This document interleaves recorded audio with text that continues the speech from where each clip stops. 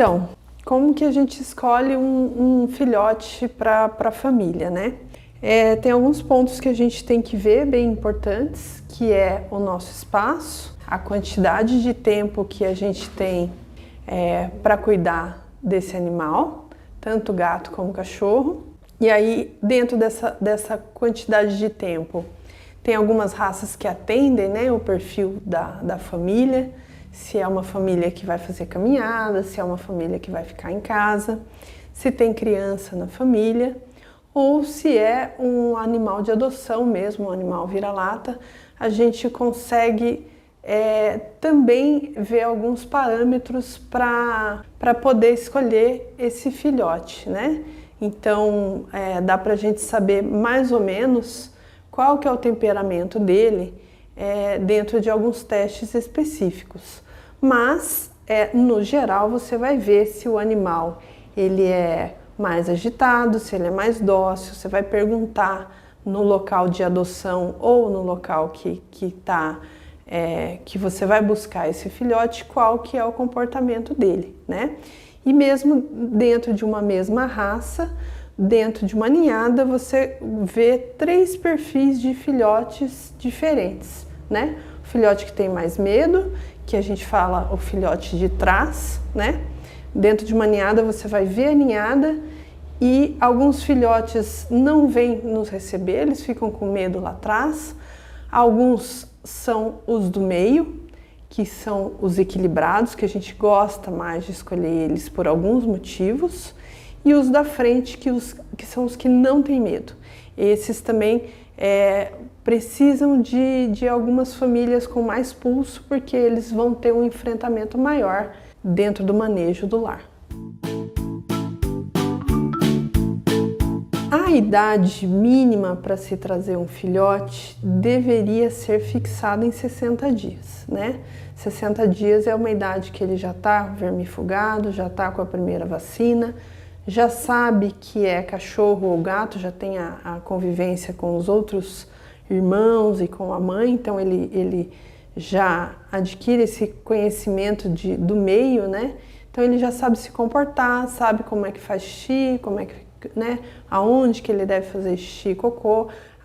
Esse entorno da mãe e da ninhada acaba ensinando, dependendo também de onde ele está, né? Se ele tem a possibilidade de ter grama, ou ter jornal, ou ter fraldinha, para ele aprender. Quando você traz muito novinho e nunca teve um animal, para você ensinar isso tudo vai demandar mais tempo de ensinamento para esse filhote. Então, 60 dias é uma idade, a partir de 60 é uma idade ideal. Então, prever o comportamento é essa questão de quando a gente chega num animal, a gente faz barulho, a gente brinca com ele, a gente coloca a criança perto, né?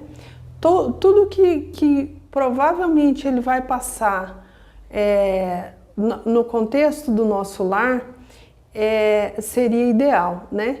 Então, algumas pessoas têm alguns testes mais específicos, né? Alguns criadores ou mesmo canis que têm animais para doação já sabem, né, que o animal tem medo de trovão, medo de guarda-chuva, medo de vassoura.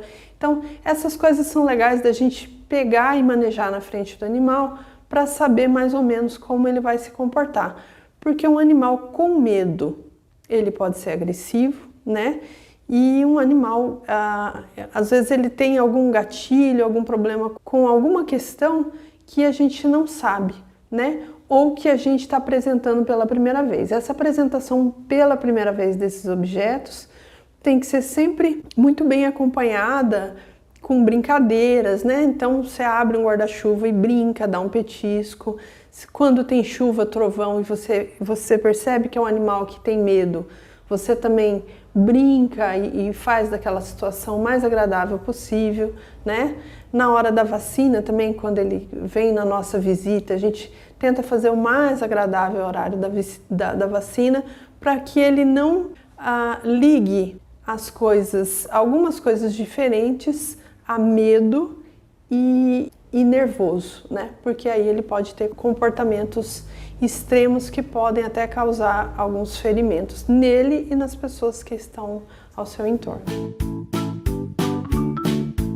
Quando a gente recebe esse filhote, né? Primeiro a gente tenta saber o máximo do histórico dele dentro do criatório ou do canil na qual eles estão para doação, né? Se ele estava vermifugado, se ele estava vacinado, ter um histórico, o que ele estava comendo. E aí, o primeiro cuidado é trazer ele para o veterinário para anotar esse histórico e já ter sempre isso em mãos, né? Porque dentro do histórico a gente consegue saber que às vezes uma mudança no manejo pode dar uma diarreia, pode dar um mal-estar. Então são coisas muito sutis na vida de um bebê que podem alterar a saúde dele, né?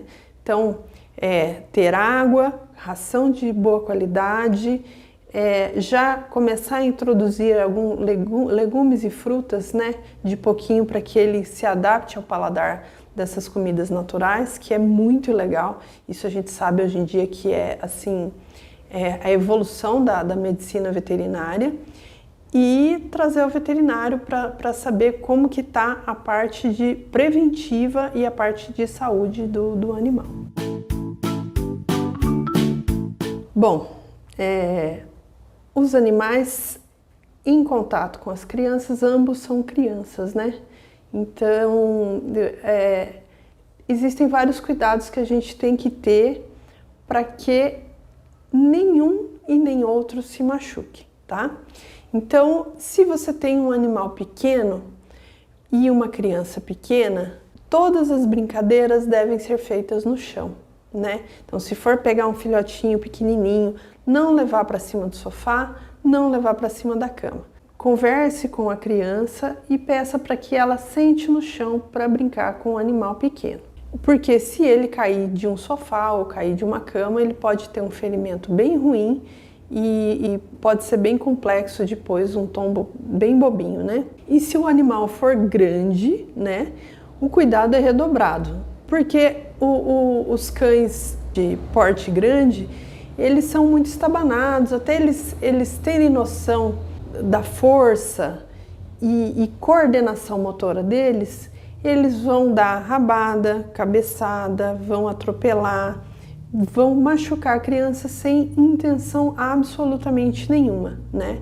Então, é um cuidado bem necessário da gente que a brincadeira seja sempre acompanhada por um adulto, até que ambos entendam as possibilidades das brincadeiras para que nenhum e nem outro se machuque. Porque às vezes uma criança está brincando e um cachorro de 6 meses de porte maior, como um labrador, né, ou de 4 meses, vai depender também da idade da criança, ele pode só passar correndo do lado e causar um machucado bem grave na criança, né, bater a cabeça no chão, bater numa quina. Então, sempre fazer isso acompanhado, para que ele não tenha raiva do cachorro, coitado, que também não sabe o que está fazendo, e a criança provavelmente também não vai saber muito bem, né?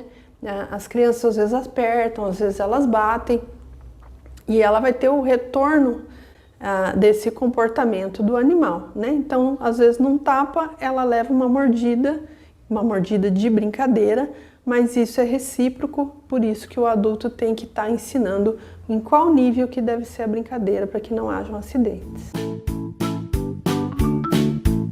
Um grande cuidado que a gente tem que ter na introdução dos filhotes no lar são os parasitas, né? Grande parte dos animais que chegam aqui na clínica, eles não vêm com histórico de vermifugação, né? Na verdade, a partir da criação, ocasionalmente aqui na região não existe um cuidado de vermifugação e vacinação.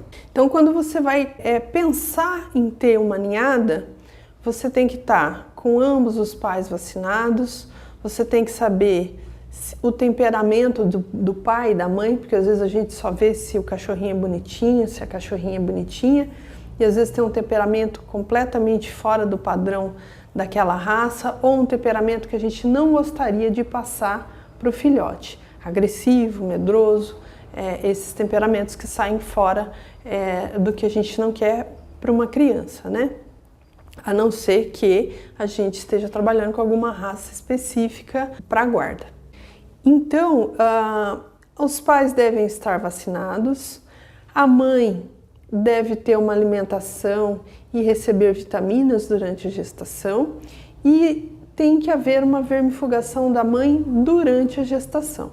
Porque durante a gestação existe um parasita que se chama toxocara, ou a gente chama de verme que ele parece um miojo, né? A maioria das pessoas já viu porque os filhotes soltam muito esse parasita no primeiro, segundo e terceiro mês. Então é na gestação, né, com os hormônios da gestação, que esse parasita ele sai da musculatura do animal e entra na circulação.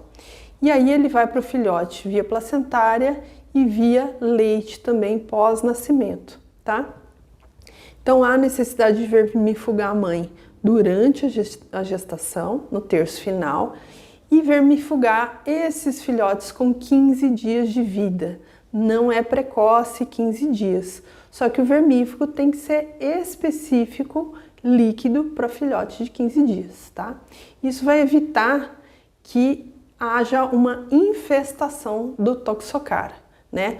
O toxocara é um parasita que ele vem numa quantidade muito grande, então ele faz bolos, bolos mesmo, parece miojo mesmo, que ele vem muito parasita. E ele é uma zoonose, então ele pode matar o filhote pela quantidade e os ovos dele ficam colados no pelo, porque a mãe faz toda uma limpeza do filhote, né, para limpar o cocô e a limpeza de lamber o filhote. Então ela pega esses ovos e esses ovos vão estar colados no pelo do filhote. E aí eu vou lá com a minha criança e pego esse filhotinho lindo e trago para dentro de casa. Então eu posso ter, e a criança vai pegar, vai passar a mão na boca, vai passar a mão nos olhos, tá? Então esse parasita é muito importante. Então 15 dias é a primeira vermifugação, junto com a vermifugação da mãe, tá? E essa vermifugação se repete com 15 dias. Entrou na minha casa, se eu tenho criança, a melhor opção é dar um banho nesse filhote com muito cuidado, já com 60 dias, e comunicar ao pediatra, né, que entrou um filhote em casa e pedir para que a vermifugação que o veterinário vai pedir para fazer no seu filhote seja paralela à que eu vou fazer da criança, tá? Isso é bem importante para quebrar ciclo, que não adianta se ela pegou e colocou na boca e não vermifugar.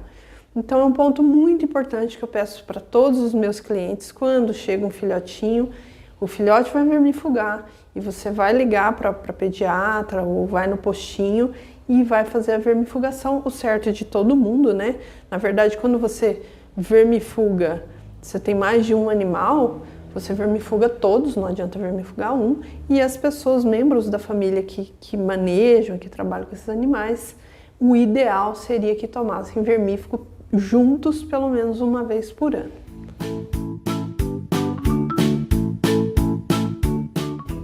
A questão de educar um filhote, né, ela é bem complexa, porque a gente tem animais que... os animais que a gente mais tem problema na educação são os animais que ficam muito com a criança, então eles não têm muito aquela questão do não, do que pode e o que não pode, e os animais de pessoas idosas que também acabam tomando a frente, a conduta da casa, né? Então é sempre bom ter um livro, a gente tem a internet com várias informações, ler sobre a postura que nós temos que ter quanto ao animal, né? Postura de comando e não de medo, e que o animal tenha entendimento do funcionamento da casa, para que depois ele não seja abandonado, não cause problemas por mau comportamento. sendo que esse mau comportamento, se ele não foi adotado como adulto, né, e o adulto tem até mais facilidade para se adaptar numa causa nova, mas esse mau comportamento geralmente foi causado pelo desconhecimento do proprietário na condução da criação desse animal.